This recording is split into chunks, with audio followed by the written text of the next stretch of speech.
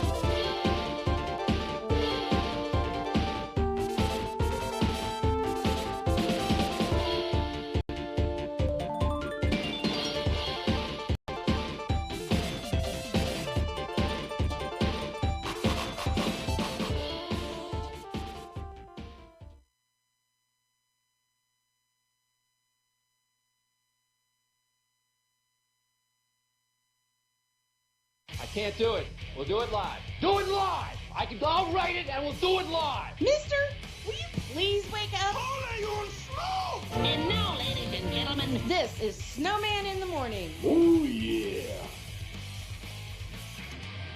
Man, I was up late, experimenting with a lot of things, and I know the video's choppy right now, so forgive me. We're getting everything together. Hopefully, we'll be purchasing a new computer here very, very soon because that's part of the reason everything's choppy right now. But doggone it, we're bringing you some sports talk here as we welcome you into the noisy studio live on this Tuesday morning. And Snowman in the Morning is a part of the On Tap Podcast Network, the feature show of the On Tap Podcast Network. As I have Cole Johnson with me this morning. How are you, sir? Doing well. Doing well. Good. I got a new layout here that the folks watching can see because now you can see my host's face. And hopefully very, very soon, you can see him in video as you see me. We're presented by Michael Scott Insurance. Call 810-985-3211 for those of you in the state of Michigan. Okay. We had a ball with our discussion yesterday after we got off the air because we found examples once again of people being quite stupid.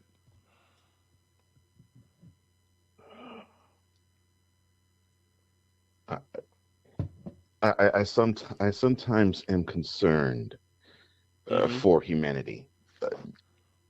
I used to laugh at when I would hear people our parents' age and older say that they think that society is going backwards. Now I heard that too, but now I believe it. Yeah, I laughed it off when I was younger. Now I see what they were talking about. If you're watching this via YouTube, first of all, thank you. Second, drop a like and subscribe to the channel because it helps us. It helps us get this show all the way out there. And thank you to the folks at the On Tap Podcast Network for believing in us to make us the feature show. And I say us because Cole's a big part of it. Now, I have to do something I don't want to do.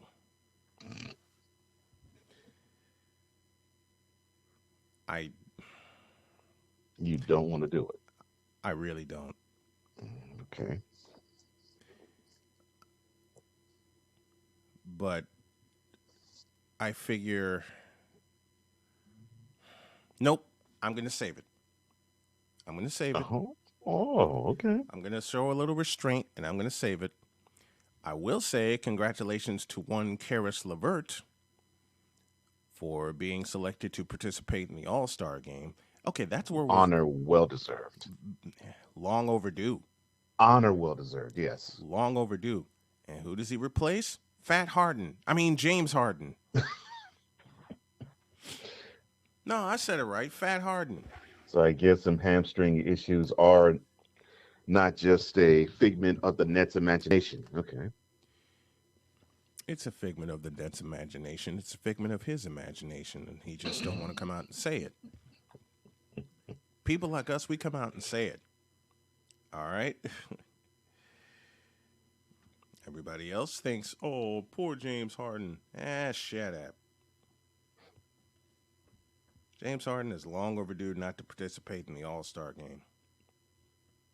And he's not going to participate in this one, albeit via injury, and I don't wish injury on anyone. I don't. All right? I don't wish injury on anyone. But shut up about James Harden being in Michael Jordan's class, will you please? Okay, let's start with the All-Star game, and let's start there. You've heard it. You're a Rockets fan. You've dealt with it. Why did Daryl Morey open his mouth and make the claim that he did? Did he really believe in 2018 that he was a better scorer than MJ? Yes. He is. That's what he said. James Harden. Yeah, James Harden. By statistics and analytics. How in the blue hell is that possible? How? I don't know. I wasn't going to cuss this morning. I'm sorry. And he only has one move, and that's that step back travel. He only has one move. One. You understand? One. I just don't understand how that came out of his mouth. And it did. It actually came out of his mouth. I still have a hard time wrapping my brain around that. Question. Do you really believe James Harden is all that? I sure as hell don't. No, and then why do people make him out to be? Well, why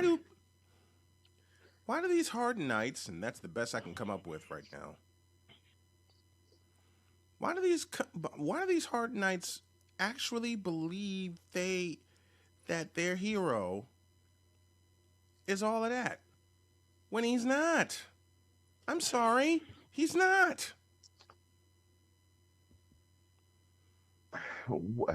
What is the wonderful saying that you have coined for years? Let's see. The NBA is obsessed with two things: stars and stats. That's the one. And you got to have you have to have an inordinate amount of the second to produce the first in the NBA's eyes.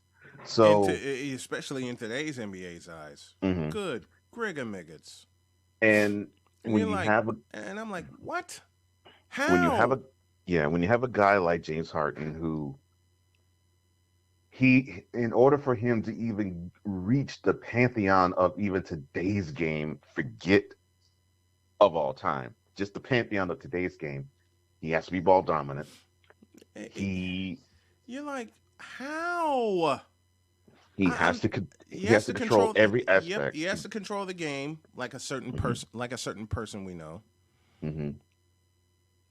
And And if he and, doesn't, and I'm like, he's out. If he doesn't control it, he basically is rendered in his own mind, basically out of the fray and out of the action. I mean, did anybody watch the 2018 Western Conference Finals? That's what I want to know. Did anybody watch? No, go back 3 years. Did anybody see the 2015 Western Conference Finals? To me, that was the tip off That was the tip of the iceberg. because after game two of that series, he basically was persona non grata, Mm-hmm. and And and he showed even in the series before mm-hmm. in game five, no, game six, when the Clippers were up 17 Yeah, on them. yeah. Yeah, Game six. Harden got benched. It was the bench That that brought that them that rolled them victory. to the rescue. Hmm. That wiped Yeah. out a 19-point deficit. Hmm. It wasn't even Harden. No. It was not even No. Harden. Mm-mm. Okay. So yeah. So to me, when I saw that, I was like, okay, I think we may have an issue. This guy who Begged the his way out of OKC. yeah Begged his yeah way out. and Okay. got the big time contract and pleaded with Which he yeah didn't earn in my eyes. yeah and pleaded with the Rockets brass that he could be the guy that they could build the franchise around. And they bought it. And they bought it all. And for those of you that are watching, I'm sending out the correct link to everyone that was looking. I made an error when I scheduled this, and I didn't correct said error. So that's what I'm doing now. But speaking of correcting an error, the Rockets should have corrected an error and not signed James Harden in the first place, because that's not Clutch City. Listen, I remember Clutch City. All right. And the bench rode to the rescue in the semifinal series in not only game 6, but game 7. So did I say something wrong? So you have that basically to begin his journey as the number one player on the Rockets in the Rockets franchise. So you go through that series against the Clippers 2015. You go through after game 2 the disappearing acts beginning in the playoffs. Well, continuing in the playoffs, I should say, against the Warriors, and then he definitely disappeared in 2016's opening round salvo against the Warriors because the Warriors just swept them. And then and the bad part is no Curry for Golden State. Remember, Curry was injured. And the Warriors still whipped that butt.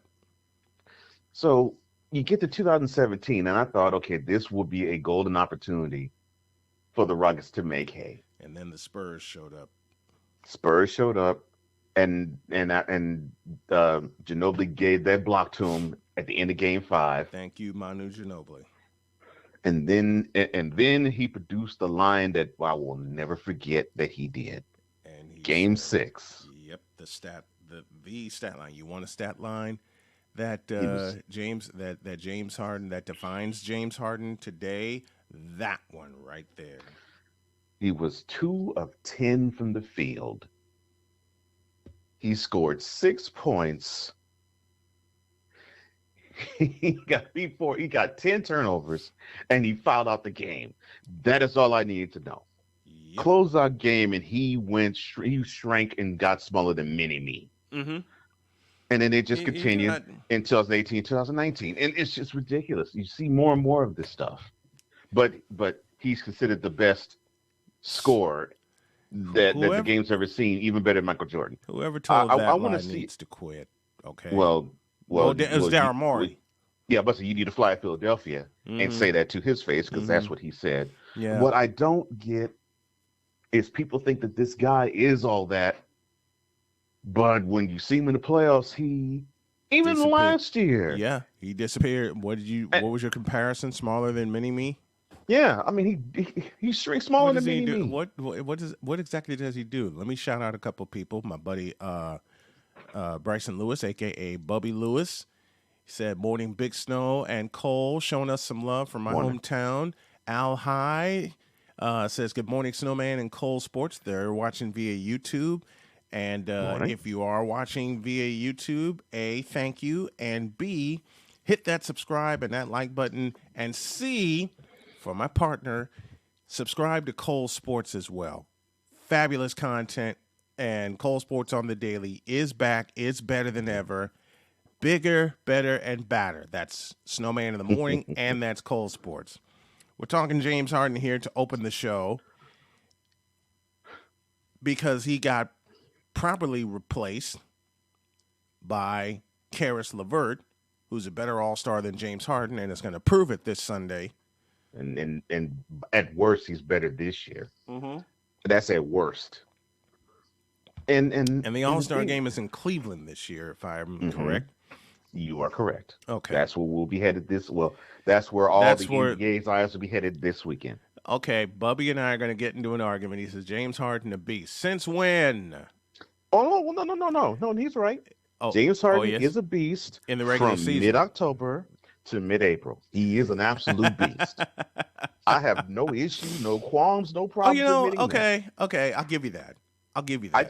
I just have too many games that I have personally watched of him in the playoffs. Where that beast in the regular season does not show up. We ain't gonna mention 2018, but I'm gonna mention that anyway. And I'm not twisting the knife in my partner's back because the Rockets that he knows contains Clyde Drexler, contains Akeem Olajuwon, contains Kenny the Jet Smith. Cool McCain in with us from Charlotte, North Carolina. What's up, Mr. McCool? Glad to have you. Mr. McCool. Yeah. Danger is his business. That's an old cartoon reference. That's an old cartoon reference. This is see? And he tries to flip the gun in his pocket, and of course he shoots the gun out of his jacket. Right. Yes. Oh, gracious. It's good to have you all with us today. We're having fun. And before we move on to our next segment, which is going to be all about the All-Star game, which means I better get a read ready here for a very good friend. Let's just put to bed right now that James Harden shows up when they need him to show up. Brooklyn just broke an 11-game losing streak. Just broke it. They just happened to play the Sacramento Kings. All right? They just happened to play the Sacramento Kings. Right upon to break the losing streak against. They can't beat any other team. So Kyrie Irving scored. Oh, that's right. He can't play home games. My bad. Yep. And while we're thinking about that, let me once again say good morning and welcome to this Tuesday edition of Snowman in the Morning, this terrific Taco Tuesday, and it's presented by Michael Scott Insurance, protecting family, protecting business, protecting what matters most. Give them a call today for those of you in the state of Michigan at 810-985-3211. That's 810-985-3211. Give them a follow at Michael Scott INS on Facebook, Twitter, and Instagram. Michael Scott Insurance, protecting what matters most. And he also wanted me to add Michael Scott Insurance, home and auto in the state of Michigan. So for those of you in the state of Michigan, give my boy a call and get your insurance done the right way.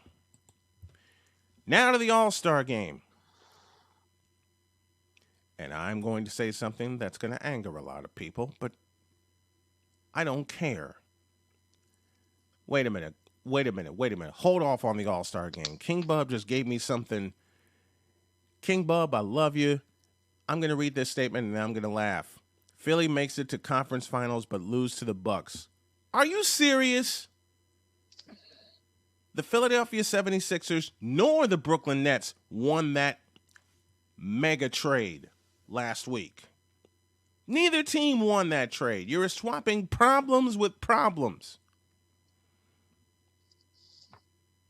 And now, cool, McCain getting on the fun. I agree with Cole, but the Sixers going to win the next 5 to 7 rings. There's a team in Phoenix and there's a team in San Francisco that may have something to say about that. And I will put in, salute to my homies back home, there's a team in Chicago and Milwaukee that could say something about that. I don't really get why people will think that these two teams are the ones that stands head and shoulders above the rest. You know something? We talked about it briefly. Let's dive into it right now because we really didn't hit all the points. First of all, Ben Simmons in Brooklyn, ... if he plays. There are reports that says he's I don't know been in how contact I would with fit Kevin. on the team. There are reports that says he has contacted Kevin Durant and is excited to play with him. All right, riddle me this, if you would. How does this work? How does this fit work? Well, okay, here's how the fit is supposed to theoretically work. Theoretically? Theoretically work. I love it. Bring it on. So you have the most offensively selfish player in the world in Kyrie. I mean, you have the wonderful ball handle skills of Kyrie Irving. Time. And I'll stop you right there. Time. Penalty flag on the field. Wonderful handling skills of Kyrie Irving. And he recently got burned by the fellow who has the best handling skills in the league. And, of course, I'm talking about 2-time MVP Stephen Curry. Well, I tried to clean it up. I said most offensive selfish player in the game. I was trying to be complimentary. King Bub says Ben, Kyrie, and KD are Madonnas. You leave KD out of this. KD is not a Madonna. He's a basketball player, unlike Ben and Kyrie. McCain says a joke that people think that. Yeah. And I said it last week, and I say it this morning. Al High says we cannot forget about Miami. No, we cannot. Oh, Miami no, you is a certainly beast. can't forget about them. Miami is a hell of a beast. You certainly cannot forget about the Heat. And you can't forget about the Cleveland Cavaliers either. Yes. You can't forget about the Cleveland Cavaliers. Yeah, they're also on the come up. This is about a trade. That's a bunch of... How did you term it? Swapping problems? They're swapping problems because that's what they're doing. Because Ben Simmons does not fit in Brooklyn, okay? Well, but this is how it's supposed to theoretically happen. Okay, so you go ahead. So you have the offensive black hole in the Woke People's Champion, Uncle AWOL, rub it out of cause. And you have... I got steam in my glasses from laughing. Darn you. Finishing off my coffee that's brought to you by Dunkin' Donuts. The drink of the day, Dunkin' Donuts coffee with a little bit of delight, sugar-free. I went sugar-free, had to. Sugar-free creamer. That's our drink of the day. Go on, please. I'm sorry. And I'm throwing all kinds of sponsor plugs in there because I have a feeling they're going to reach out to me and say, "Hey, we love your show. Let's get it." Yeah, definitely. So I'm just going with it. All right.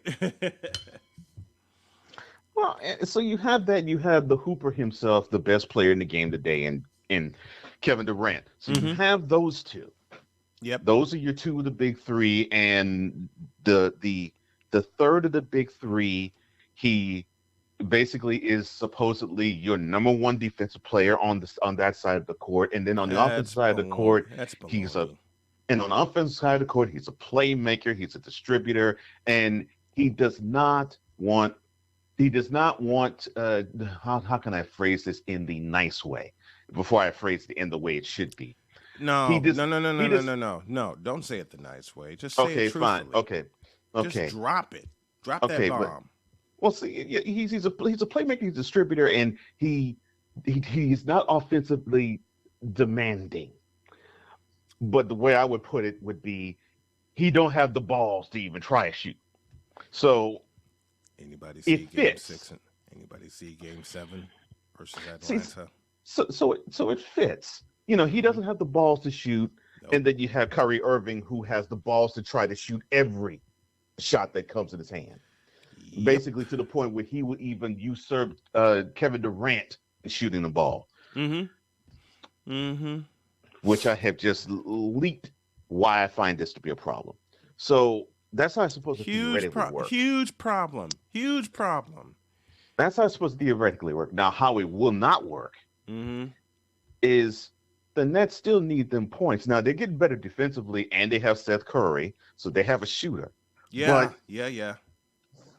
But it is all hands on deck in the playoffs, especially with the teams they're playing against. I'm sorry, you it's just what? mentioned In the playoffs? Say that again. Say that again, brother. Preach. It is all hands on deck. I mean, with all the teams they're going to face, the potential matches in the East they have, and you mentioned it, Cavs, Heat, Bulls, Bucks. Even the Sixers themselves, they need to have as many points. They need to score as many points as they possibly can. And if it's 4-on-5 in May, what type of advantage do you really have? You don't. What did Cool McCain just say? The big 2.5. Damn straight. Look, one and a half of those is KD. Yeah, but that's what I've said. It's like it was not a big 3; it was a big 2.5. It was a big 2.5. No, it was a big 2, and one and a half of those is KD. So, all right. So why? How do people? Problem. Yeah, that's the problem. Yeah, that's the problem I have. And on the Sixers side, and I've said this, and I will continue to say this. And I love me some Joel Embiid now. Okay, King Bub, he has proven me wrong. Okay, because what was the question, Cole, that I've always asked about Joel Embiid? I had no issue with his physicality. He ever own up to being a big man in the NBA? And that's the question you've asked. And this time he has. Yeah. This year he has. And I love it. I love it. I adore it. I mean, I love it. And then this picture that I sent you came out. James Harden and Joel Embiid could be the next Kobe and Shaq. Now, would you do me a favor, sir? What's the favor, sir? Repeat your question that you've always said about one Kendrick Perkins, please. Please do that for me. Oh, the question or the statement? Both. Oh, okay. Okay. Well, KP, what the heck are you thinking, sir? Because I will succinctly put it in these terms. Because when I hear takes like that, you tripping. Mm-hmm. Big time. Kendrick Perkins is really tripping. All right, Kobe and Shaq. I mean, look, Kobe and Shaq actually learned to play together. Kobe and Shaq actually won 3 titles. Kobe and Shaq, God rest 3 titles. God rest you, Kobe Bean Bryant. Yes, sir. Kobe and Shaq figured it out. Yeah. Okay? Kobe 3 and finals, Shaq figured it out. 3 finals, 3 rings, 3 and titles. 4 trips. Mm-hmm. And in 4 trips because the 2004 Detroit Pistons were a repeat of the 1989 Pistons. That defense is awesome. Look, Ben Wallace, or that defense my other awesome. favorite, Chauncey Billups. Oh, I love that team. That's one of my favorite teams ever. Yes, yes, indeed. Yes, indeed. Here is the problem I have with this. You have people like Kendrick Perkins, who's big up in this trade in the favor of the 76ers, partially because he feels as though Harden is Kobe and Embiid is Shaq. Now, Embiid is closer to Shaq, and Harden is nowhere near Kobe. Nowhere. Beautiful. Harden is nowhere near Kobe. All right. Let me say that again, and I'll say it loudly. James Harden is nowhere near Kobe because your best ability is availability. Availability. I'm sorry. Did I climb in your head? Oh, you claimed my head for all of that. Because that's exactly what I was going to say. Shaq is, Embiid is closer to Shaq than Then James than Harden is is closer to Kobe. Because the distance between Kobe and Harden is, to me, the distance between Los Angeles and New York. Thank you. 3,000, about 3,000 miles. Mr. McCain chimes in and said, that is a preposterous statement. Thank you. Perkins smoking that good green. And you know listen. Al High says Perkins made that statement for shock value. You're doggone right he did. Well, he probably made it. No. He's like the rest of the folks at that 4-letter network are being fed dirty money. No. Oh, you got something? No. What you got? No, he wasn't saying for shock value. I think he was saying it during shock treatment. You know what? I wouldn't be surprised. I would not be surprised. I would not be surprised whatsoever that he's doing it for shock. I mean, come on. The first time you ever said on Cole Sports on the Daily that you said, Kendrick Perkins, how can I put this succinctly? Oh yeah, and then you leaned into the camera and said, "You tripping?" I had to have that sound, which I now have. But how in the blue hell? I'm sorry. I'm trying to get better. I really am. But this one deserves it. How in the blue hell? How in the red and blue? How in the Vita blue, yellow-bellied, red-blooded hell can you make that statement, Kendrick Perkins? So the statement was so flawed, you couldn't even go into your patented wouldn't age. That's funny. I love that. You get it. Y'all get it. I was trying to be good. Okay? Listen to me carefully. I was trying to be good, but that kind of statement, knowing what we know about James Harden and Joel Embiid, and if I were Joel Embiid, I've been on record on saying this on this program, if I were Joel Embiid, I'd run like hell. Or if he doesn't run, I put forth this scenario to you. And I saw this, it was around the end of the regular season, 1994 season. Mm-hmm. So it's coming out of the timeout. This is a Rockets game. I forgot who they were playing. I think it was one of the Western Coast teams. I can't remember if it was the Jazz, the Nuggets, or the Suns, but it was one of those three. And I think this was a road game. Mm-hmm. So coming out of timeout, Akeem asks for the ball from the ref. He gets it, and he stops. He calls Sam Cassell over to him. Yep. And Sam, of course, he was a Rick at the time. He was eating up everything every other Rocky was telling him. And so Hakeem holds the ball and he cradles the ball in his left arm.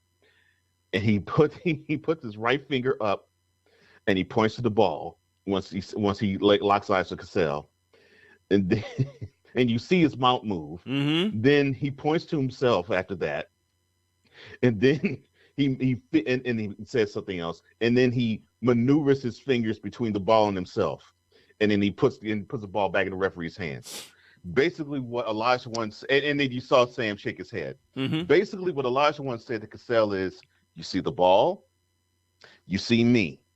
Now your job is to get me the ball. Yep, get me the ball. Thank you." That is what Embiid should say to Harden.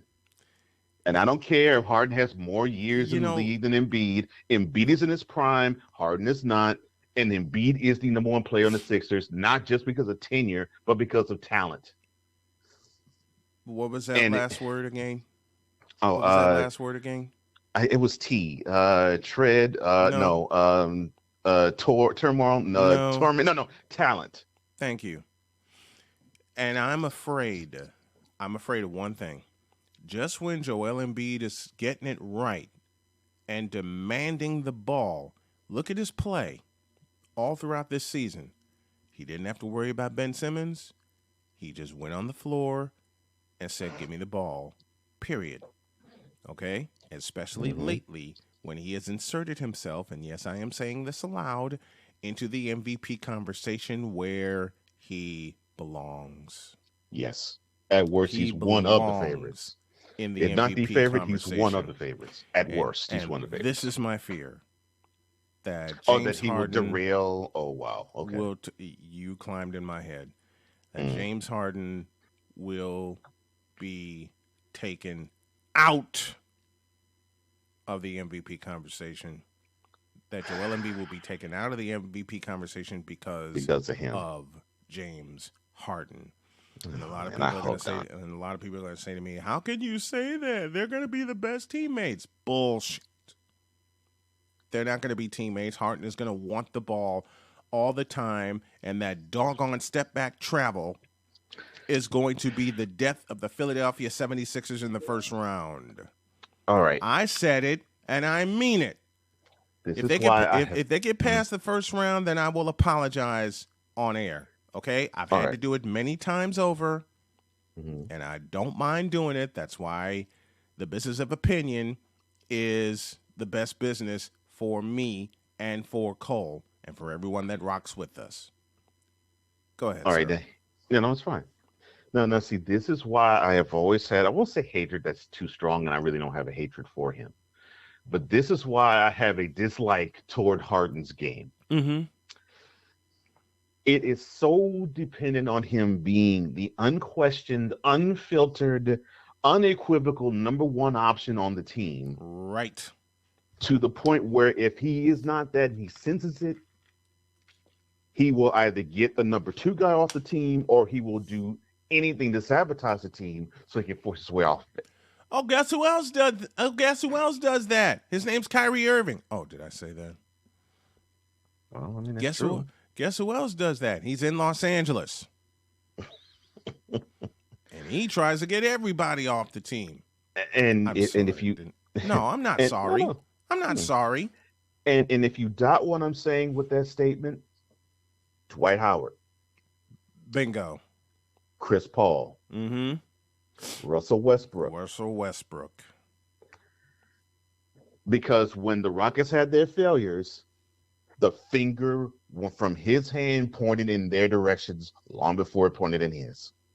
I'll give you an example. Oh, and then let me add. Oh, this there's one. I more? forgot. Bring it. Yeah, I forgot. Even before Howard and Paul and Westbrook, how could I forget the head coach that I liked that they had? He was responsible for getting rid of him, the guy that made him the number one option on the Rockets.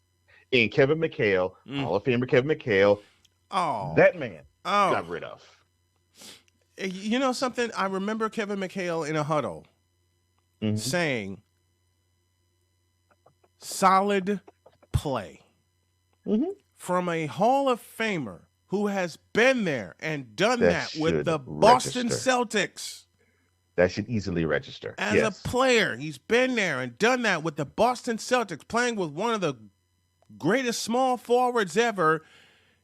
It ain't LeBron, okay? I'm sorry I cussed. In Larry Bird, playing against one of the best two of the best small forwards as his career wound down, Julius Erving and Scottie Pippen, who was an up-and-comer by the time McHale called it a career. Oh, who else did he play against in terms of small forwards? The fellow who still gets no love to this day, and he's a Hall of Famer. Hall of Famer. His name, James Worthy. And yet we're supposed to think James Harden is all of that in a bag of chips? Pfft, get out of here with that. And we're supposed to think that James Harden is going to help Joel Embiid get to the promised land? Pfft, get out of here with that. James Harden is nowhere near Kobe Bean Bryant. Will never, ever, ever, ever be near Kobe Bean Bryant. As a matter of fact, I want to say James Harden is a poor man's Allen Iverson with one tremendous difference.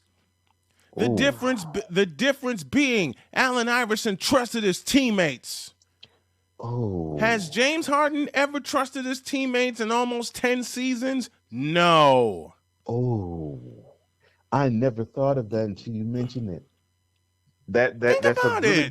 That's a really good comparison for, yeah, you're right. For two exceptions. That's one. The other, Iverson actually did possess heart. Allen Iverson made a fool out of me with the amount of heart he has. And then I go even further by saying Allen Iverson got his heart from the heart of one Mr. John Thompson. I Let me love say him. that again. I love that. And I love John Thompson Jr. God, I love him. Allen I love him. Iverson got his heart for the game from Mr. John Thompson Jr. When no one saw the Mm-hmm. ability that he had, that man did. And it is solely because of John Thompson that we got a chance to see the brilliance of Allen Iverson. And that is not hyperbole. That's the truth. And Allen Iverson is somewhere James Harden will never be. The Hall of Fame. Period. And for those of you who doubt me, okay, that's on you. Don't forget to visit the store on go to snowmaninthemorning.com/shop. Pick up your favorite t-shirt, sweatshirt, and support the hashtag SnowStrong as yours truly and my family go through my pancreatic cancer battle. Quick health update on that. Surgery may be coming within the next 2 to 4 weeks. Call may be coming in either today or tomorrow to get it scheduled. A scheduled meeting with my surgeon and with my oncologist. They want to get this done and get me in the recovery stages because they don't want this to spread past the mass that is in my that's in the left side of my abdomen. So I just wanted to give y'all that health update. I just want to say thank you for those of you that have been riding with me. Man, it's something to get a voicemail saying we're going to reach out to you within this week and get you scheduled for a consultation and then get you scheduled for radiation and surgery. That is tremendous. Yeah, that is. That is tremendous to me. Snowman in the Morning brought to you in part by Michael Scott Insurance. For those of you in Michigan, give him a call today at 810-985-3211. That's 810-985-3211. You can support the show by going to paypal.me/snowman2172, or you can become a patron. Go to patreon.com/official SIT Morn. That's the ID you need for all of our social media as well. Now let's get to the All-Star game. Okay. That's what I wanted to do last segment, but we had to dive into the ridiculousness that is swapping problems with Ben Simmons and James Harden. Now to the All-Star game, which is in Cleveland this year. And I believe this is the first time it's been in Cleveland since 1997. Yeah, it's been a minute, yeah. Mm-hmm. And in 1997, it was the 50th anniversary. And in 1997, they allowed the players to wear the uniforms of the team they played for. Right. Which began a wonderful tradition. Why it stopped, I don't know. But I'm very partial to 1988. I'm very partial to All-Star Weekend of 1988. Why am I partial? First and foremost, the weekend participated in my hometown of Chicago. Second of all, and I don't care what people say about 2016. I don't care what people say about 2000. I am very, very partial to 1988. Why am I partial to 1988? I gave the first reason. The second reason is the greatest slam dunk final occurred in Chicago Stadium. Now, I love me some Spud Webb when he won the dunk title in 1986. And, of course, Michael won his first title in Seattle in 1987. But 1988, Dominique versus MJ, the greatest slam dunk final ever. You hear me? Ever.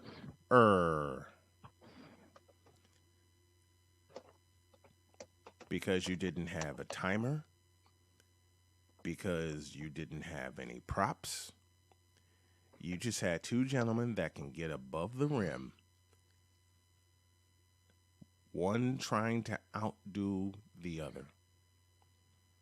And it came down to the last two dunks. And Rick Barry in the semifinal round said, "Mission control ready for launch." In the final round, and Rick Barry said it best, Michael Jordan's legs may be tired. He's had to do a lot of jumping here this afternoon. And he took off from just inside the free throw line, whacked it down, got a perfect score, and won. And behind the scenes, Dominique Wilkins saw him take off, saw him on the runway, and said, "He's not missing this dunk." And then the great Tommy Edwards made the announcement, "Michael Jordan score 50!" And the place erupted. Move on to the All-Star game of 1988. It was the second straight year that the All-Star Game MVP was claimed by the player representing the home city. Know when it happened before? 1987.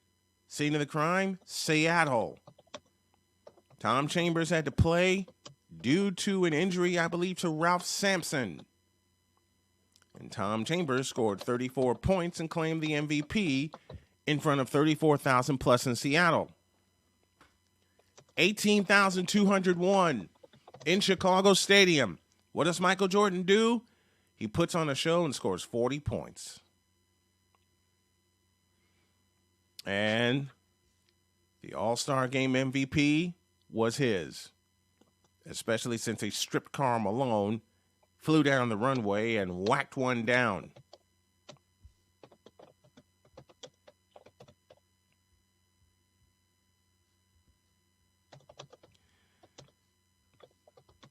Now, did I say any falsehoods in that little monologue of mine talking about the greatest slam dunk contest and the greatest All-Star game? Actually, there were some great All-Star games all throughout the 80s, including 1989 in your hometown, in the Astrodome. That's where I was about to head. No, you didn't. For me, when I think of an All-Star game, when I saw it at first, I didn't think I was going to like it, but then I saw the All-Star game itself, and this was the early 80s when I saw it. Yeah. I was hooked. I was immediately hooked. The game that hooked me? 1983 in the Forum. Yeah. The fabulous Forum. Because there was another one around that same time. It was in Brendan Byrne, and I can't remember what year it was. 82. 82. That's right. That's the one. I think I'm going to climb into your head, but that game came down to a defensive stop. Yes, that's the one. That game came down to a defensive stop, and the East won that game 120 to 118. Right. Yes, that is the All-Star game that ultimately made me say I'm a fan of the whole NBA, because until then I was basically just a fan of the Rockets. Right. But I was a fan of the whole NBA because of that game. Don't you miss the Summit? A lot. And it's funny that you mentioned that, because that's where my next point's going to go. So we got a chance to witness the beauty that was the All-Star game in your hometown the year before. So when it got to Houston, it was unfortunately underwhelming in the part of the Saturday portion of it. Right. And they were hyping it up and building it up, as the NBA was starting to do. Now the hook was supposed to be that Clyde Drexler was going to take the slam dunk competition in his hometown, because he only grew up about University of Houston, and he grew up about 7-8 miles away from the summit. Yep. So this was supposed to be his time to shine. It ended up being It was Kenny Walker that won it. It was underwhelming. And It was underwhelming. that is the word I was going to use. Mm-hmm. So when you compared it to the one year before, underwhelming was the overwhelming feeling Mm-hmm. that you got when you saw it, because it was like, man, this is the type of action I saw last year. So you couldn't you couldn't put anything past what happened in Chicago Stadium. Right. It was done so brilliantly, and the competition was so high. The competition in Seattle and Chicago was off the charts. Seattle the year before. Yeah, and Seattle the year before too. It was so great that when I literally had popcorn in my hand. Mm-hmm. I sat in my set in the den at the seat where there faces the TV. Yep. I was unencumbered. I was 15 at the time. I was unencumbered. I was waiting for this slam dunk competition. Yep. And I was so grossly underwhelmed. I was like, no, this isn't what I saw the year before. This sucks. But the game the next day made up for it. I was so glad that after I came home from church and I saw that game, it was beautiful. You know how CBS publicized it? The greatest game above Earth. When they were publicizing the 89 All-Star game, and they correctly played it in the Astrodome. Mm-hmm. Yep.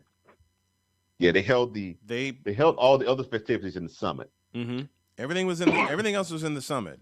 Everything else was in the summit. But the All-Star game, they made sure to put in the Astrodome. They correctly put in the Astrodome. Yeah. And it was that redeemed me. In my mind, it redeemed what I thought about that particular All-Star weekend. Mm-hmm. Because the game was what really shined in that year. Yep. Sure did. Where the year before it was somewhat the opposite, although the All-Star game that year in Chicago was really good too. Mm-hmm.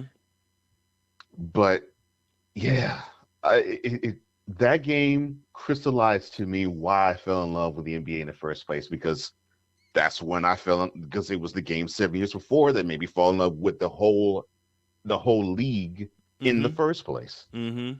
And so, of course, the MVPs of that game were, of course, the pick and roll partners of John Stockton and Karl Malone. And it was great to see that. It was great to see them just be who they were, play authentic basketball on the highest level, and you got a chance to see why they were the best duo at the time. Listen to some of the names that were in that All-Star game in 1989. Oh, my gosh. And another one, the only one that topped Chicago for me besides Houston was Orlando. And I'll get to Orlando in a moment. Yes. Dale Ellis, John Stockton, Alex English, Olajuwon, the Mailman, who was the MVP of the All-Star game in 89, Captain Skyhook, Kareem Abdul-Jabbar, Clyde Drexler, James Worthy, Mark Eaton, Tom Chambers, Kevin Duckworth, and Chris Mullin. Magic didn't play due to an injury. Yeah, that was in the West. The Eastern All-Stars, Dominique Wilkins, MJ, Charles Barkley, Isaiah Thomas, Moses Malone. Here's a high flyer. Larry Nance. Mark Jackson, Kevin McHale. Here's a name for you. Terry Cummings. Man, these names. Here's a pick and roll pair for you. Brad Daugherty and Mark Price. Final name on the list, Patrick Ewing. Man, now, for those of you who want to make the silly ass argument that there are more Hall of Famers in this era than was in that era, I just named you about 20 of them in less than a minute. Man. Oh my gosh. I just named you 20 of them. You know what? Let's go back. Let's go back. Mm, Let's go back to 83. okay. Okay. Now, I'm going to give an education here. And there's a lot of people that don't want to pay attention. They say, "Oh, you don't know what you're talking about." I don't. I watched the NBA All-Star game. All right, in 1983, and 132 to 123 was the final. The Eastern Conference won it Hmm. with a 42-point first quarter. Here are the East All-Stars, and it goes like. Here are the East All-Stars, and they go like this.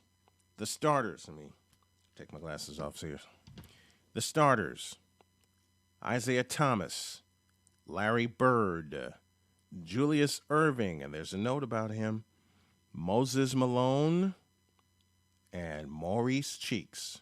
3 76ers who would eventually become world champions started. Yeah, that team was awesome. Here are your Eastern Conference reserves, and I want to see if you remember some of these names, my friend. Okay. Sidney Moncrief, No, never heard of him. Marcus Johnson, Haven't heard of him either. Buck Williams, Robert Parrish, Andrew Toney, Oh, the Boston Strangler. Reggie Theus, and a fellow we know as Bill Laimbeer. Yep, heard all of those names, man. Al High says legends. Wait till you hear the All of Western them. Conference All Stars. And that's the bench. That's the bench, yeah. All of them legends. That's the The bench. Western All Stars. Magic Johnson, Kareem Abdul-Jabbar, Maurice Lucas, Oh, Alex man. English, I totally forgot he was in that game. and David Thompson.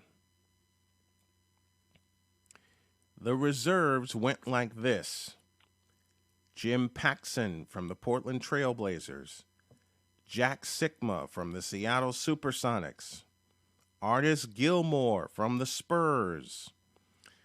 Oh, here's a name people sleep on in terms of legends: Jamal Wilkes. Still. Here's another one from Seattle: Gus Williams. From San Antonio, the Iceman, George Gervin. And from the Denver Nuggets, sharpshooting forward, Kiki Vandeweghe. Kiki Vandeweghe. Now, you tell me, and I love watching that game. I have it in full on my computer. I love watching the 83 All-Star game. And before you continue, yeah, this was the legend. This is the same legendary All-Star game that Marvin Gaye sang the Star Spangled Banner to. Yep. Which One only and same. got the party started. Right. Which only got the party started. Mm-hmm. Marvin Gaye lit it up, and then the All-Stars turned took out over. the forum. They took over. The All-Stars turned out and took over the forum. And yes, it was the forum. Mm-hmm. Okay?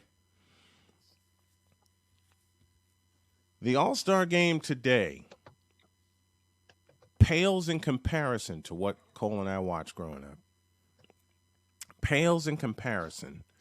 The last good All-Star game to me was 2000 in Oakland. 2001. Washington. Yeah. Okay. You know what? I'll give you that. Because bucket after bucket after bucket in the final 2 minutes.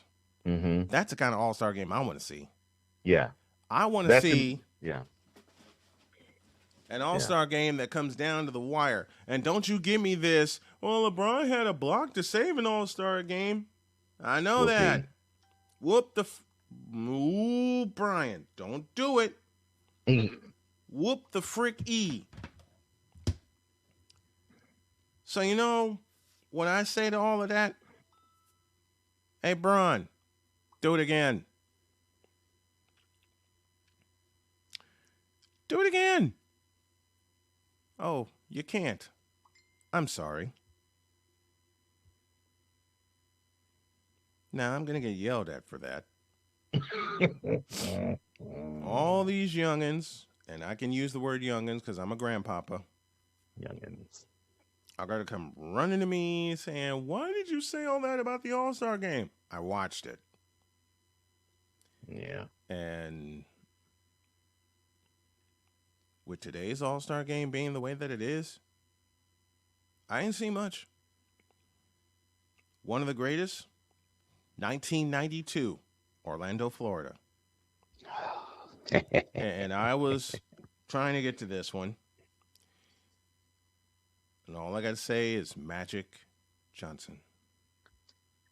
You know what was so brilliant about that game? The fact that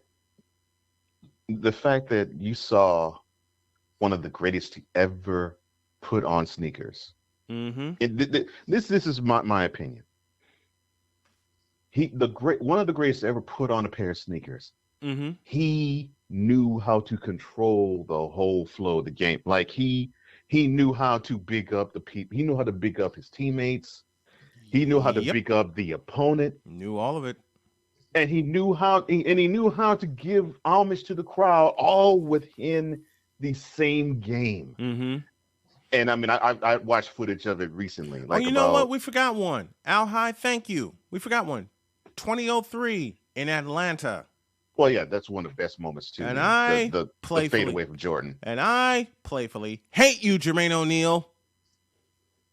Yeah, that should have been. Being playful. That was a walk-off win. That was a walk-off win. Mm-hmm. That was a walk-off win. But man, I mean, but you know what? Jermaine, the overtime just added to it. It did. The extra overtime just added to it, but it was perfectly set up. And I'm being very, very playful. It was perfectly set up. It was perfectly set up. And it's funny we're talking about 2003. And yeah, the moment was set up for Jordan to have the last shot, the last moment of that particular All-Star game. Mm-hmm. And it was befitting that he tried to do it with the fadeaway. That fade away. That fade away. Mm. It was beautiful. It was beautiful. Michael Jordan's fadeaway. And Kobe, and to a point, Kobe and Kobe's too. Fadeaway. Kobe's too because was pretty Kobe good. stole that. Yeah, he completely did. He stole it, and he like, hey, MJ was the man, okay? MJ was the guy, and with all that, MJ's fadeaway was just something else. Mm-hmm. Now, I have an old friend here that I'm finally getting back into the fold, and his name is Jay Spivey, and he joins me right now. What's up, Jay? Good morning, gentlemen. How are you doing? Doing good. Good, Jay. We're just living back in the time machine of what the All-Star game really was. Yes. I'm glad that you're enlightening people on this. You know, I've lived in the old school. I continue to live in the old school. And Jay, here's what I said, and Cole agrees, and I know you will. The All-Star game of today pales in comparison to what we were watching. Oh yeah, I mean it was, for one, I still don't understand why the NBA and TNT continues to show this game at like 8:30 or 9 o'clock on a Sunday night. That's most of us are asleep. I definitely am. Most of us are asleep. And back in the day, it was on early in the afternoon. Right. Yeah. The latest the All-Star game, noon or 1. Yep. Yeah. Yep. Mm-hmm. And then when NBC took over the NBA contract, it was 3 o'clock Eastern time. 3 o'clock Eastern time when the All-Star game would get busy. That's when it should be. That's when it should. Exactly. That was perfect. Exactly. So what the hell happened? You know what happened? TNT took over the broadcast rights. Yeah, that's exactly what happened.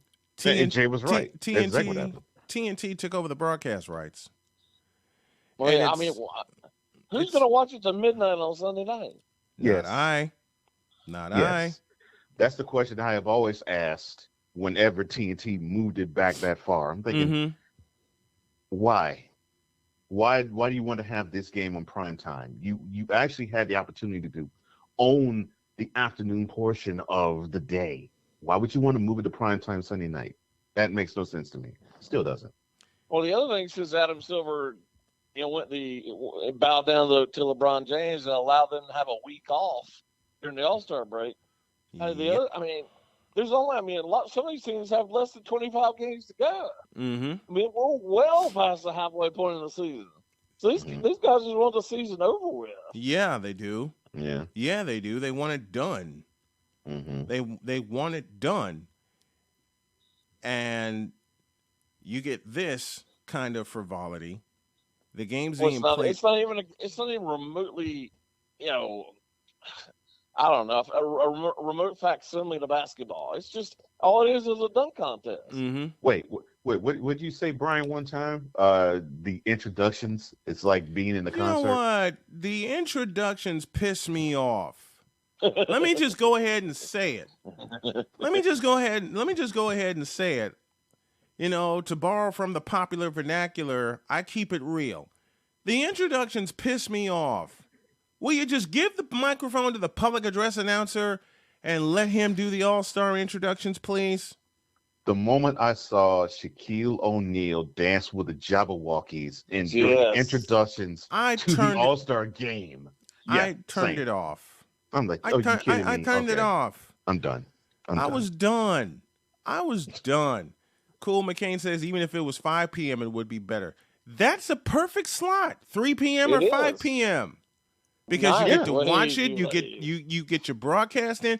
See, the All-Star game should be on network television, period. That's another thing. Everything's become pay TV now. Yeah. What the hell is up with that? Yeah. Everything is on. Why is it on the ABC? That's another thing. Oh God. Yeah.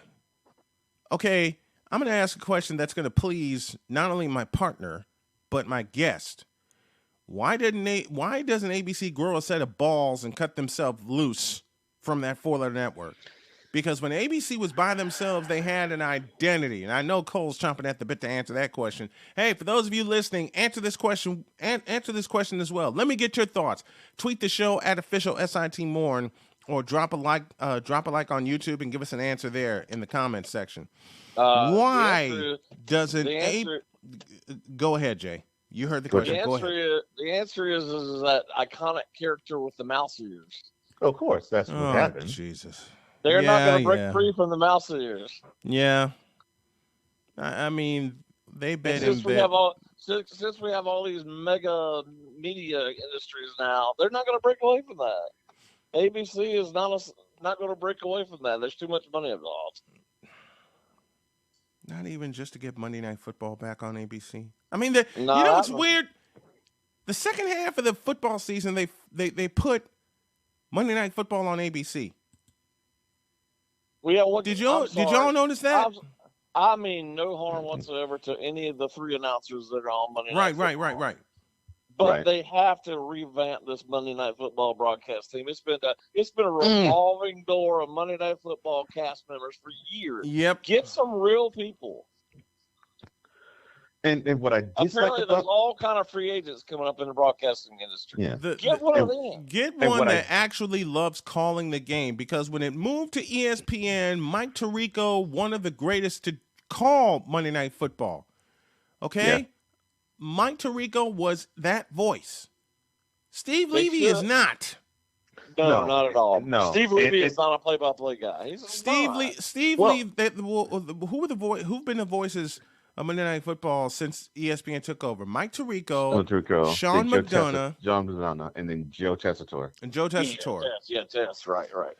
And then they booted Tessitore. They booted Tessitore back to college football, and they brought in Steve Levy after they booted Sean McDonough back to. They went with the safe choice. And Greasy and Riddick aren't any better. And here's the thing. Why would you? And it's not that Steve Levy is doing a bad job, right? But Jay, Brian, and I all know Steve Levy is a hockey guy. Why would you bring somebody from hockey? Steve He's Levy an has call football? always been. He's a studio guy. Yes, he's Well, a he is. studio He's not a guy. play-by-play guy. He's a studio guy, and once in a while he'll break out during the NHL playoffs and call a hockey game. Al Michaels Yeah. is a free agent. There are apparently many other free agents on the horizon. Get one of them. Mm-hmm. And the other, 5 years ago or however long it's been, they should have moved heaven and earth to sign Peyton Manning because Peyton Manning would be fantastic on there. Well, Mhm. That's who. Now That's it's who too they late. really They wanted signed for color. They wanted him for color. They made Peyton and Eli The secondary. show now. Yeah. Show now. And Now they and got a box in the corner. here's the funny thing about that: they made him secondary, but people are paying more attention to Way them. more. Way more. Yeah, they're paying attention. The broadcast. They're paying attention to them. Paying more attention to them than What paying does that say attention. about your announcers? Right. It doesn't. That they were listening doesn't to say two brothers anything to watch good. that football game. It doesn't Yeah. say anything. It doesn't say anything and- good. And I'm with Jay.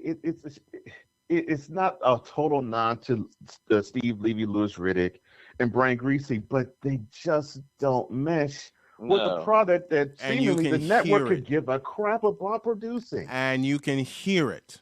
Yes. You can hear it in the booth every week. I turn on the Westwood One broadcast.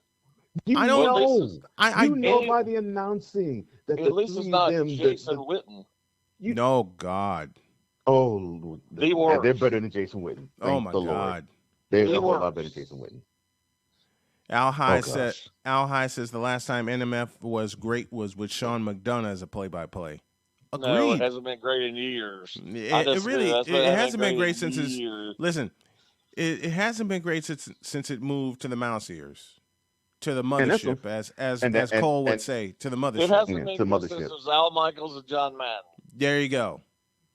There Well, you that's go. Michael's bad that was the news. end of its heyday. And those Mhm. are, I don't know I really don't know how old you guys are, but my guess is probably I'm more older than two of you are. I remember there was Monday Night Football when Monday Night Football was the deal. Yes. And it was Oh yeah. Gifford and Frank Gifford, Nielsen, Cosell Frank and, Gifford, and Hal Don Cassell, and Hal Don Meredith, Merritt. Dan and Deerdorf. even with Deerdorf and, Mhm. Yeah, and later Al on. Michaels. I mean, it was an event. Now Mm-hmm. You know, Monday Night who Football cares? was the thing that everyone was looking forward to each week because two reasons. A, you had the best matchups of the week, and B, you had Frank Gifford, Dan Deerdorf, later on Al Michaels joined the booth and made it a three-man booth. That three-man booth was successful. But to your point, Howard Jay, Cosell, yeah, the name's escaping yeah, me. yeah. I was gonna say, Jay, The- to your point, people loved it when it was Hal Cassell and I know Don people Meredith can't going at it. That's but the name I was they looking for. loved it. Don Meredith. That's Don the name I Meredith. was looking for. Dapper Dandy Don. Don. Dandy Don. Dapper Don. And Andy of course, does, Frank Andy Gifford does. just tried to steer the ship. But yeah, Mm-hmm. Well, this shows you how far we come. But kids can't grasp this. But with Twitter and everything else now with social media, Howard Cosell was literally the person who announced to the world that John Lennon had been assassinated. Yep. It was announced on Monday Night Football. Otherwise, we would not have We done wouldn't that. have known. 1980. 1980. 1980 in my December in Miami. 1980. And for all the kids out there, kids, Google 1985 Monday night game between the Dolphins and Bears. The Oh, most oh, watched Monday night Lord. game of all Oh my time. gosh! You know what? That That was That probably was an event. Listen, oh gosh! that blew out my ears, and I was like 10 feet away from the television. If I remember ABC hyping that game up, and I'm talking about in prime time, yes, hyping that game up yes, for a week in advance, and of course they would mention every now and then in other weeks, but man, that game, they were the hyping Bears the Dolphins game, They were hyping the daylights out of it. the Tuesday before that game started until the night of, it was hyped. I cannot remember how many times on ABC. You know what? I remember the hype leading into that game. The Bears were having a fantastic season. They were, I believe, Undefeated. 13-0. They were 13-0 undefeated. going into that Yeah, they were game. undefeated. in Miami, lone undefeated team. They had clinched the Central Division. Miami basically fighting for their playoff lives. Okay? And then you have the Orange Bowl. Yeah, one of the most legendary football You locales have- ever. The Dolphins at the time were the last undefeated team. That Right. was the other storyline going into You it. have Yeah. the And Orange you had Bowl. the 32 Dolphins are doing in the sideline. Yeah, I remember that. And then the Dolphins won that game 38 to 24. You could barely hear Frank Gifford and crew announce that game because you had The crowd was 70,000 live. 70,000 live Dolphin fans. The crowd was live the whole game. You saw several times the clock shake every time they tried to show the clock. And that was one of the beauties for me about old stadiums like that. When the crowd was hype and they were into it, they would put the clock on the screen and the camera would shake. The camera would shake and the clock would shake. Look, I don't have to mention 1981, the Miracle in Miami. I don't have to mention Don Criqui and Bob Trumpy with that playoff game, Chargers and Dolphins. My favorite football game ever. Epic in Miami. That's my favorite football game ever. Thank you. The Epic in Miami. My favorite football game ever. Epic in Miami. But it's those kind of games. It's those kind of games. People were complaining back then saying we see the same teams. Well, hell, they're the best teams. That's why they're playing on Monday night. And their ratings. Yeah. The ratings, I'm sorry about that. The ratings were through the roof. Yeah. Yeah, eyeballs go to the screen. I mean, and they know which teams then drew. So ABC would have been stupid to not get the teams that drew. Yeah, I can't remember the exact number, but it's by far the most watched game of all time. It's not even it's high up there. And, I can't remember. Yeah, it was high. It's high up there. It is. It is. You know, and what it is today, broadcasting Monday Night Football, broadcasting the NBA All-Star game. Don't get me. You know what? I'm going to get started on this, and I want the folks that are watching along with us on either YouTube or Facebook to join us in this in this conversation. When I pose the simple question of what the hell has happened to the Pro Bowl? Oh God! Oh, you mean touch football? Yeah, two-hand touch. I don't even know if it's that. You know what? I saw George Kittle make a catch. I'm ready for him to run over people, and they touched him, and the whistle blew. What the hell was that? Oh yeah, to your point, Jay. The rating for the Bears Dolphins 1985 game, the rating was 29.6. I mean, that's you don't see those numbers remotely anymore. close to that now. Nope. Yeah. If it's half of that, I'm surprised. 29.6. That was the rating. If it's half of that with today's games, I'm surprised. The population was a lot less in 1985, so you're looking. I don't know what was the exact number of people who watched it. They said it was almost 50, like about 46%. So that 46% of America watched that game. That was probably that was over 100 million people then, probably. Yeah, you would be around that neighborhood of 100 million. About 100 million. So, those are numbers that you would normally draw today, like for the Super Bowl. That is how anticipated that game was. Yeah, it was huge. It was. And the other thing is, you don't see those kind of matchups anymore on Monday Night Football. I think the best Monday Night Football. The Monday Night Football broadcast since basically Sunday Night Football's taken over as the most popular time to watch football. Right. Monday Night Football's games are terrible. They suck. Yeah, I watch the games. I mean, just because I love the game, but right. Same. Compared to NBC's games are way better than Monday Night Football. I mean, the broadcasting, the shooting of it, the production of it, far better. You want to hear an underrated voice that broadcasts games for CBS, and I've grown to love? Ian Eagle. Yeah, I've always liked him. Ian Eagle. I love Ian Eagle. And I'm liking the fact that he's starting to get more and more prominent. Yes. I like him. I like how he calls games. Well, I like how he calls games. One day soon, when I make the right contacts, it's not if, it's when, I will have Ian Eagle on this program. I will have Iron His, Eagle here. watch out for his son, Noah, too. He's an up and comer. Oh, I've been hearing a lot Who's about that? him. I didn't hear Noah that. Eagle. Iron's son, Noah. I've been hearing a lot about Noah because he would do He's a play-by-play guy for the Clippers. He does some tennis. He does Yes. some football. and the times that we as NFL fans hear him, the Nickelodeon broadcast. Yep. Yes, he did that game. He did that game. Yes, he did. Yeah. And I've been hearing, out of all the stuff about the Nickelodeon broadcasts, I've been hearing the most rave reviews about Noah. Mm-hmm. And I have still to make a point of listening to his calls. Yeah. So yeah, I have to make that's a point great. of his calls. That's a great voice. Yeah. He sounds a lot like his dad. Mm-hmm. That's what I've heard. That's what I've heard. Mm-hmm. Mm-hmm. Yeah, he has.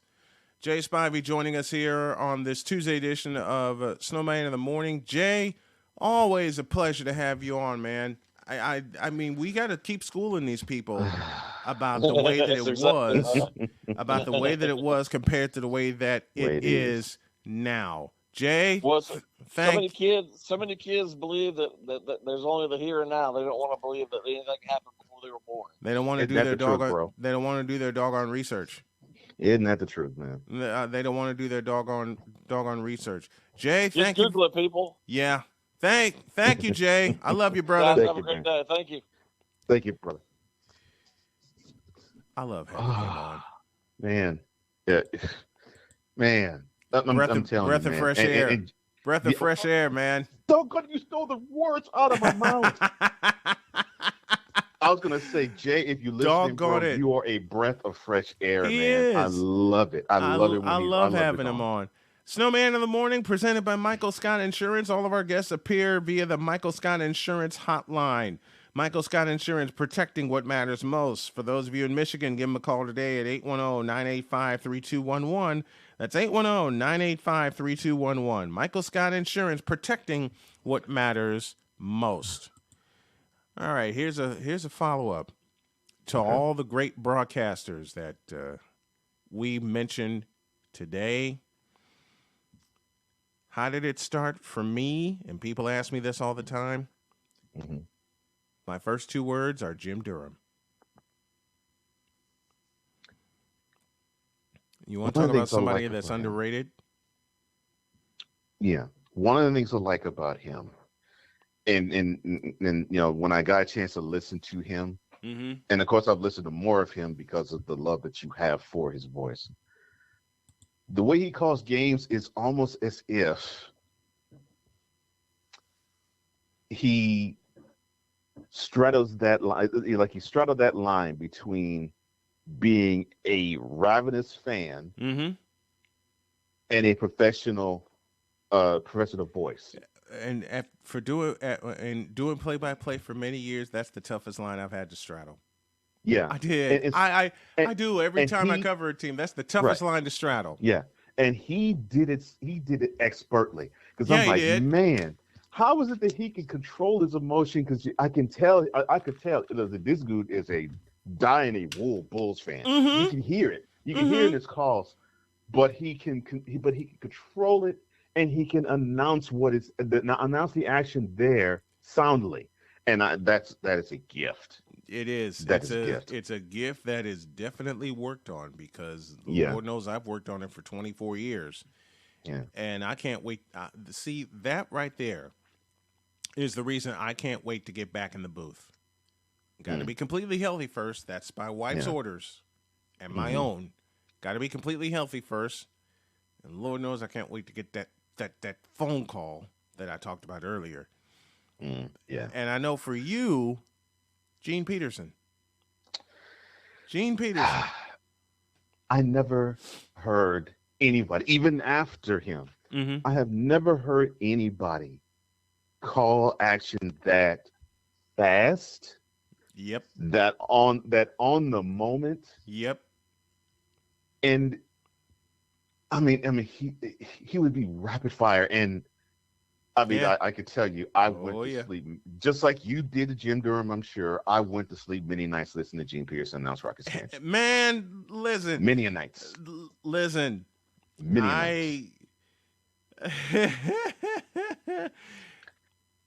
many a nights, especially when the Bulls were on the road on the West Coast road trip.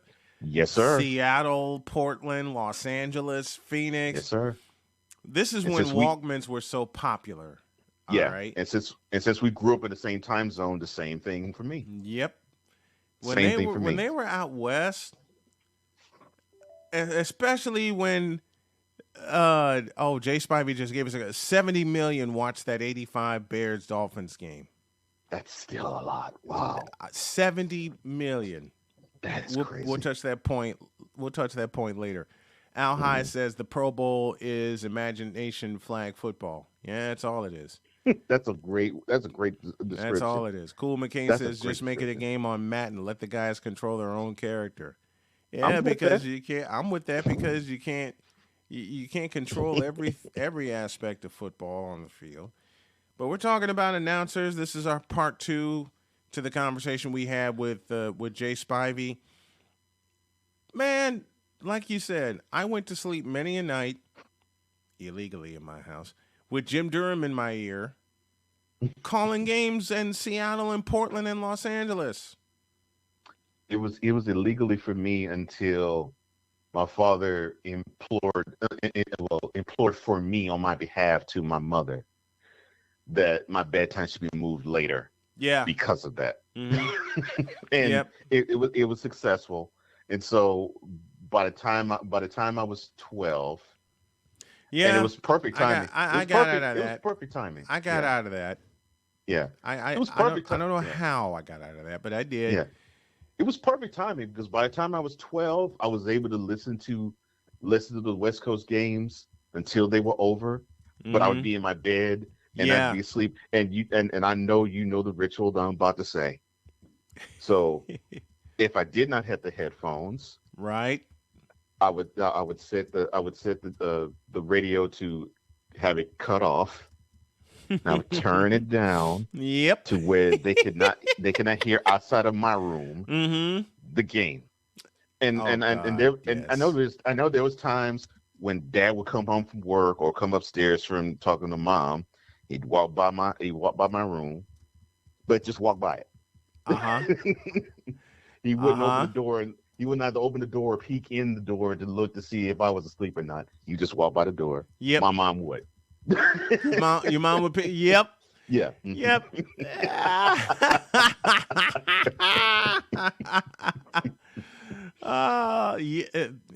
Verbatim and action for action. Yes. Verbatim. Mom would peek in. She would want me to be asleep. Dad would just walk by the door. Now, by the time I got to be 13, and this was right around the time the Rockets went to the finals for the second time in the franchise's history. But this was like at the tail end of when I was in 8th grade. Yeah. It was so lax to where I still remember. I actually had the TV on then. Had the TV on, but I had the TV off. I had the TV sound down. Right. And of course, I listened to the play-by-play of Gene Peterson. You had to have Gene Peterson on. You had to. Had to. It was so exhilarating to hear him call that shot that Sampson put down in the forum. Oh my gosh. And it was so exhilarating for me being a teenager, seeing it and hearing it from Gene.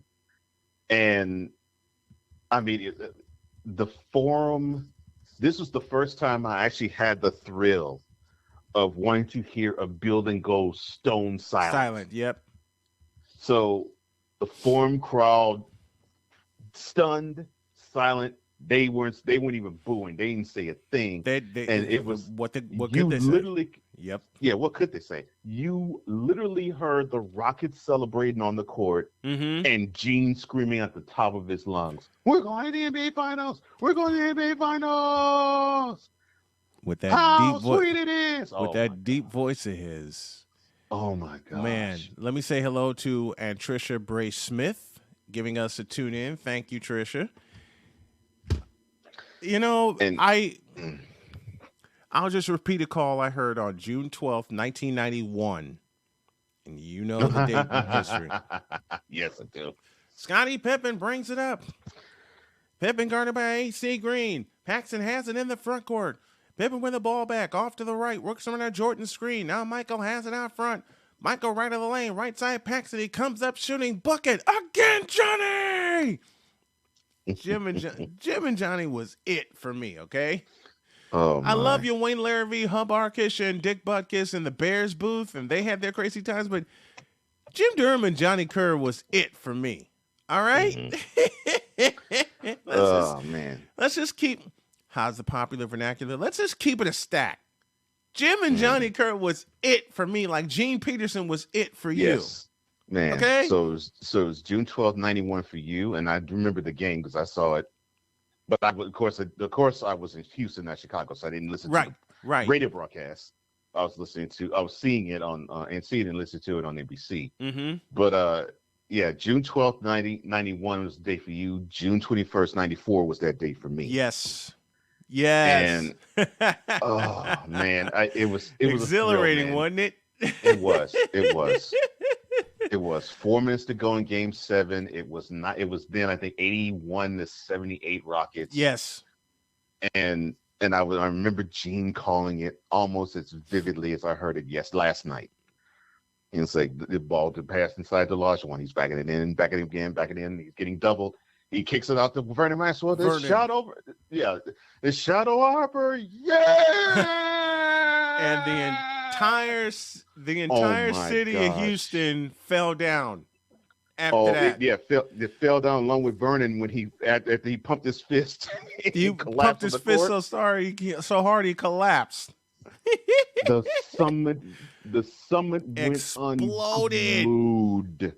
Oh my gosh! I've never seen that. I've never seen the summit that frantic, and I never heard Gene go that hard. He was like, "Yeah." I think he held yes for 30 seconds, literally, and all he could say the following minute was, "My goodness, my goodness, my goodness."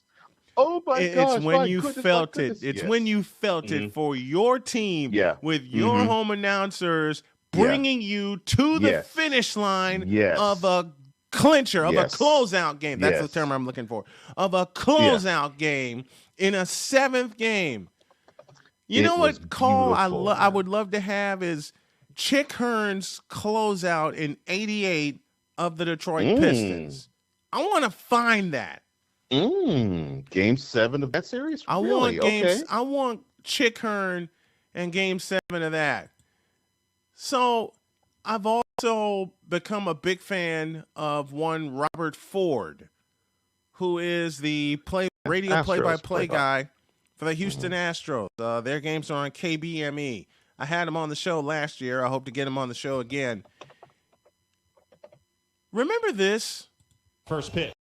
And Correa lines it deep to right field. Judge is going back at the wall, looking up. See you later! See you later! See you later! Play for Correa as he stops on home plate for an exclamation. We're tied at 1 apiece. That was, of course, Game 2, 2017 against the New York Yankees. Man, why don't we have announcers like that anymore? I could call. Listen, it's not me tooting my own horn. This is me being me. I can call a better game than some of these guys in my sleep. That's not hyperbole. That's not me tooting my own horn. That's just me, for me, plain old fact. I can call a better game than some of these guys in their sleep. Now, I will say one person that I do love is Michael Kay, the longtime television voice of the New York Yankees, and, of course, George Sterling, the radio voice of the New York Yankees. I love those two guys. Yeah. Charlie Slows and Dave Jagler from the Washington Nationals. Terrific, terrific pair. And I think I have a call for them. I do. Let's go back to 2019. You know which way I'm going. We're in the division series, Game 5, 10th inning. Howie Kendrick at the plate. Dave Jagler, take it away. Kelly's 1-strike pitch. Swinging a fly ball, center field deep. Bellinger going back to the warning track, to the wall. It's a grand slam. Howie Kendrick has done it. They're going crazy in the Nationals dugout. Howie Kendrick here in the 10th inning of Game 5.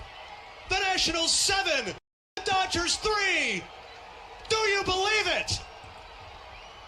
I saw and heard that live and screamed at the top of my lungs as I was at work. And I screamed at the top of my lungs. Now, and of course, the Nationals went on to win the World Series. They won it against all. The Rockets. They won it all against Astros. Yep. And I remember on my own podcast, I actually played the call of the last out of the World Series of that year. Yes.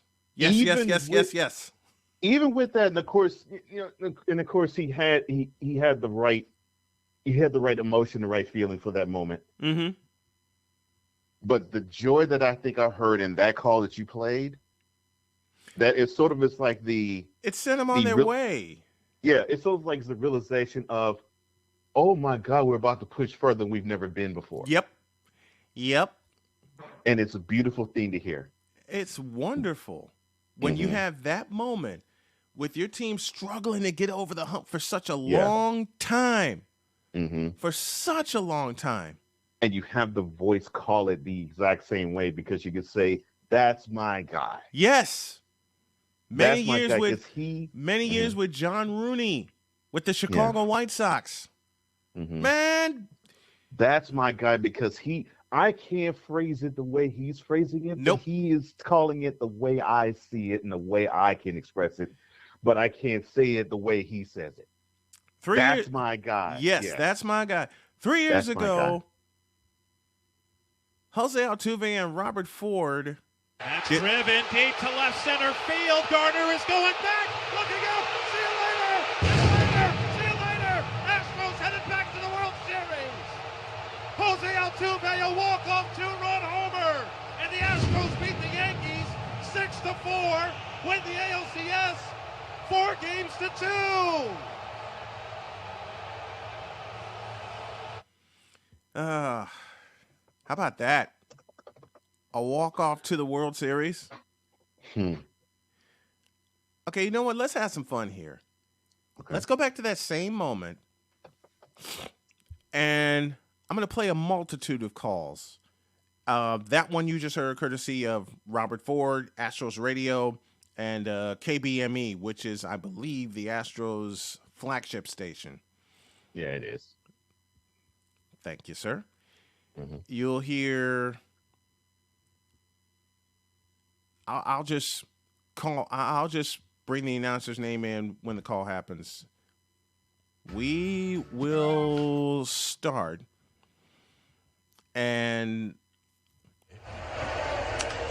swung on and hit at the end of deep left. It is high. It is far. It is gone to win the series. John Sterling from the Yankees. Jose Altuve hit a 2-run home run. FS1. Altuve has just sent the Astros to the World Series. Joe Buck. Fox Deportes. ¡Vamos pelota! José Altuve, el pequeño gigante, con batazo enorme que lo gana Astros en la Serie Mundial. And that's driven deep to left center field. Garner is going back. Looking up. See you later. See you later. Astros headed back to the World Series. The 2-1.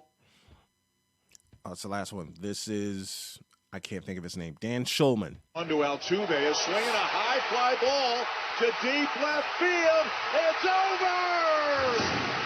He hit it out. I miss Dan Schulman. Dan Schulman was one of the main reasons I would listen to ESPN radio anyway. And we're talking about broadcasting here. I hated when ESPN took the NBA contract. Hated every moment of it.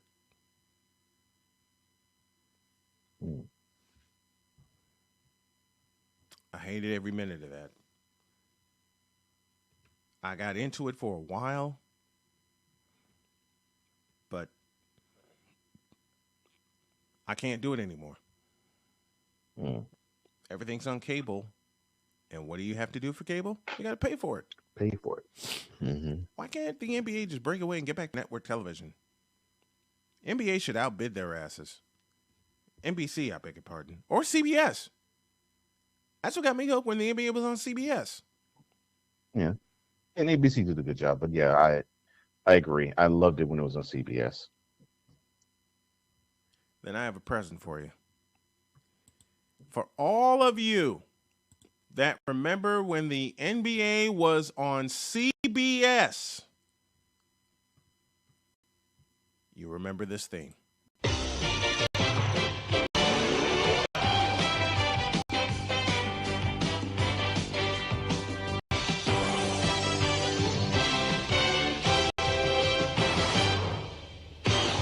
In Game 6, the Lakers took the floor with defense of their title hanging in the balance. A battered Isaiah Thomas performed heroically for Detroit.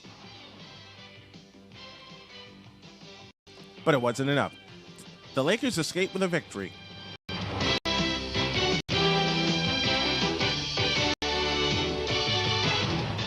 This has been a series of startling contrasts, from the friendships off the court to the fierce hostility on it. We've witnessed the exuberance of the challengers and the poise of the champions. There's been hardship and pain, not enough to overcome sheer guts and determination. These teams have fought each other to a standstill, and tonight the destiny will be determined. It's just a question of who can endure this final hurdle.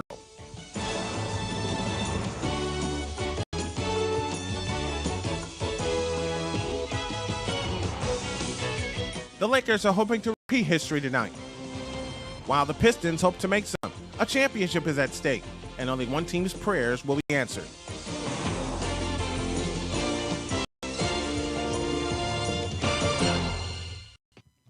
Remember that? Wow. So you remember the pregame? You remember the pregame script to Game 7, 1988? Wow. June 21st, 1988.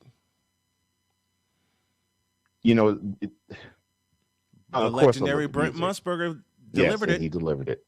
You know, I of course I love the music of it. Mm-hmm. What I always found amazing about those was how they would write it beautifully to set Mm-hmm. in between the breaks, and would basically tell the story in storyline format. I did not know how much that would hook me personally until I started to really pay attention to it. And I think it was about then Mm-hmm.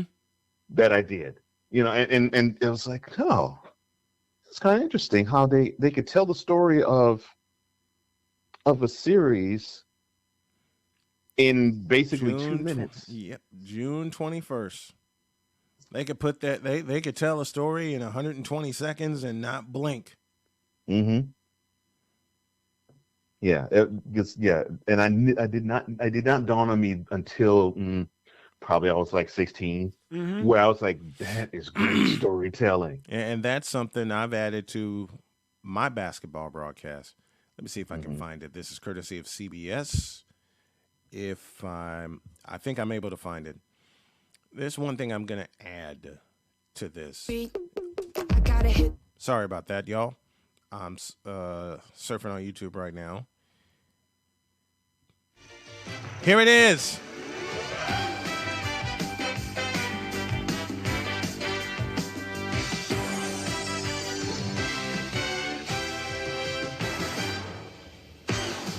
In Game 6, the Los Angeles Lakers took the floor with the defense of their title hanging in the balance.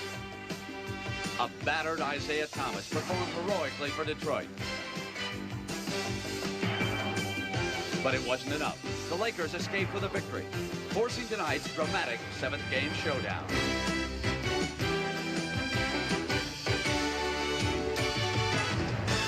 This has been a series of startling contrasts, from the friendships off the court to the fierce hostility on it. We've witnessed the youthful exuberance of the challengers and the poise of the champions. There's been hardship and pain, but not enough to overcome sheer guts and determination. These teams have battled to a standstill, and tonight their destiny will be determined. It's just a question of who can endure this final hurdle.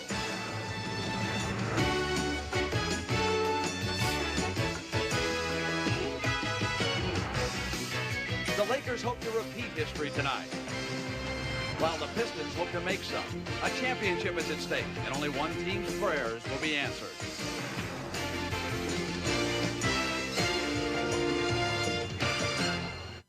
You can't tell me after hearing that you're not ready for a Game 7.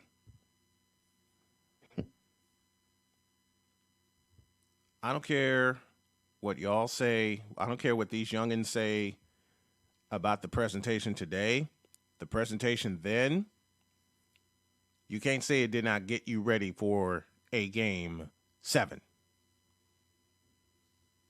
Can't say that. I sure as hell can't say that. My whole family was in the back room. We had just put a deck. My dad just had a deck put on. We just had the back. We just extended the house and had the back room, and we were all in that back room, yelling our brains out.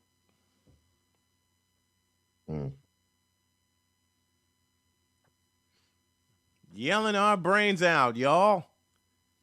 But that broadcast right there, Dick Stockton and Billy Cunningham called that Game 7. Tom Heinsohn was unavailable. And you're a baseball rat like I am. You're a baseball man. Let me take you back to 1985. And to all you baseball rats out there, we're talking broadcasting to close out today. Y'all remember this?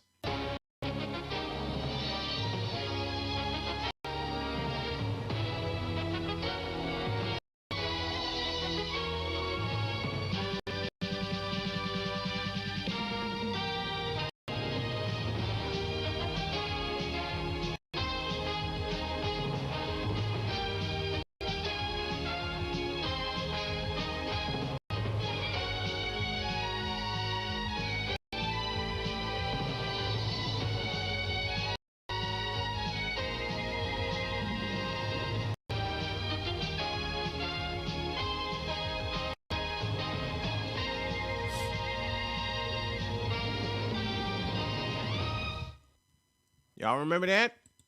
When Major League Baseball was on NBC Saturday afternoons?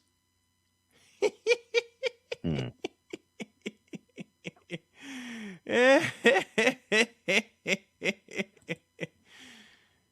played that for the first time when I was in Lewisburg. And a friend who was the PA announcer caught wind of the theme, and he said, "Where did you drag that out from?" I said, "I blew the dust off of it from 1985. Blew the dust off me. I did. Well, I did. I got another one. You remember when baseball had... You remember Monday Night Baseball on ABC? Oh, yeah, I do remember that. I have a gift for you. Oh, that's football, not baseball. Oops. Sorry about that. I believe this is it. Pre-game theme, ABC.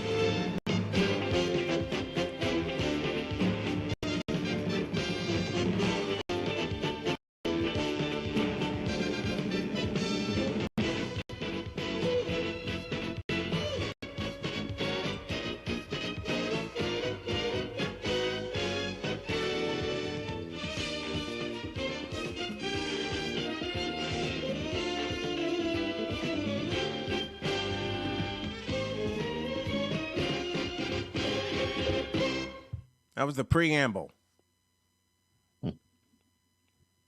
See, people thought I wouldn't remember that word. Yeah, I do. Preamble. Yep. Now, here's the theme I wanted to play, but I clicked the wrong button. Live TV and radio. That's the one.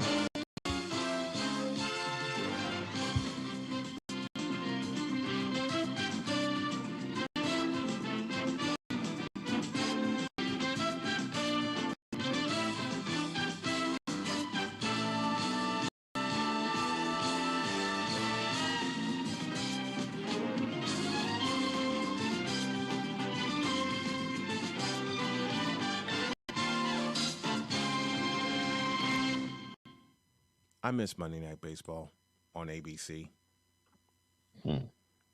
Al Michaels called a few games. Yep. The great Keith Jackson called a few games. Man, I keep forgetting how diverse Keith Jackson was. Oh, yeah. Oh, yeah. I mean, Keith Jackson did it all. Mm-hmm. Speaking of doing it all, you remember when Sunday Night Football was a thing on ESPN? Yes, and I do. you actually got excited to watch it, and you were thankful you had the ability to watch it? Yeah. Remember this?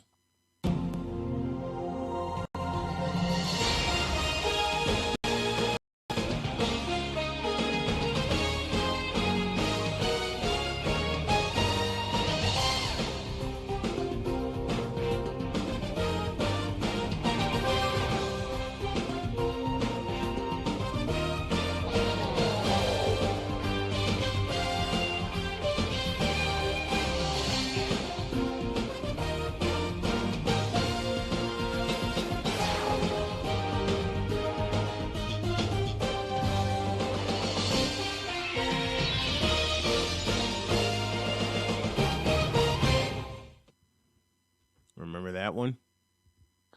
You know, yeah, I do remember that. But you know something, I have a confession to make. What's that? I was always upset with ESPN because they somewhat hijacked that theme, changed it up, and that's now the theme that they play for the NHL. Mm-hmm. And I missed Sunday Night Football on ESPN because of that. I got a couple more for you. You remember when the NFL was originally on CBS, do you not? Oh, definitely. Let me see. Here it is. I bet you remember this.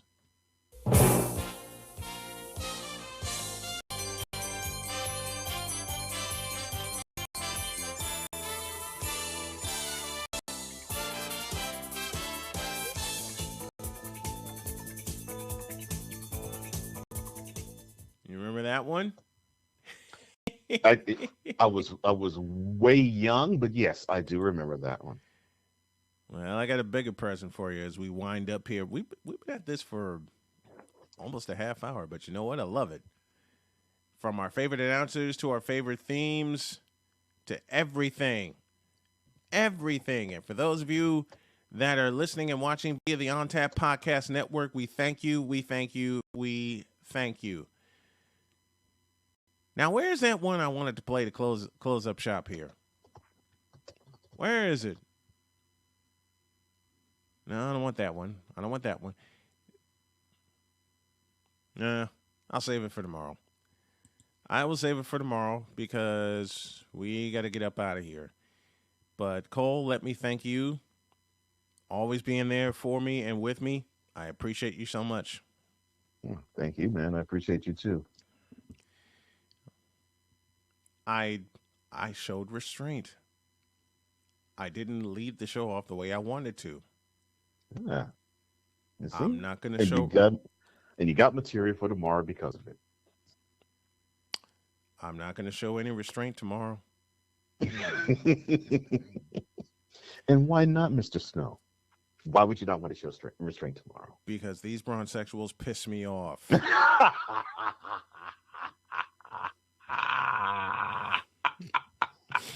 You want a simple answer? There it is. Because these bronzexuals royally and emphatically piss me off. Oh, boy. Join the club. Yes. And a clue as to what we have for you tomorrow, besides the bronzexual confessions, in a question, and Cole, keep your mouth shut on this because you already know the answer. In a question, how do you spell the word didn't?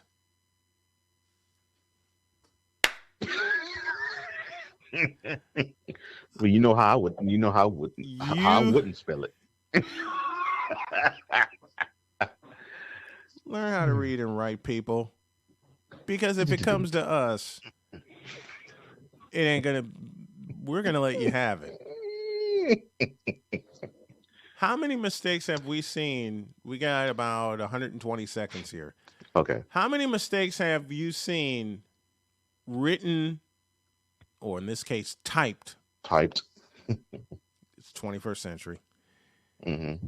With all kinds of spelling errors and things like that.